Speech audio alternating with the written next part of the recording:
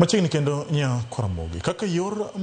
yo mar jiwo grube mag wakeni pacho ka riwruog wakeni mauke kar chung'od bura manyando e boma bul mar Kobura Wanadada Foundation koro nyalo buonjo bang' riwruok mar jo Wanadada Foundation motelne kod jagoro mongirore mochung'ne arita Laktar Raymond Omolo miyo gi sir mar kombe mag nyalo deso ma kineno wakeni go bende noyudo tiegruok ewi yore mag kungo omenda kokalo kuom keno e bengi ka koro ginyiso yie margi ni tiegruok makamano biro loko ngimagi, wach manosir kod jatije e riwruok mar jo Wanadada Foundation Beatrice Amondi okoni joma mine nyalo bero ngimagi ka gimakore kanyakla kendo donjo e riwruoge mag saga.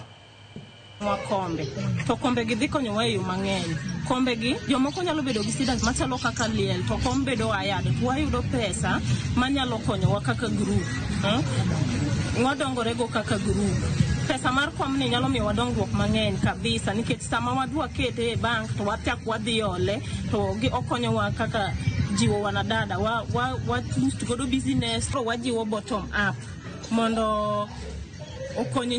mine matindo kwa waneno konyno kawuono ka en gima diere en gima tiyo komo kelnwa kae kendo kombe go biro bedo ayad to biro miyo wa pesa. Koro wan gi geno kabisa ni kombe gi dhi konyo gi to duto te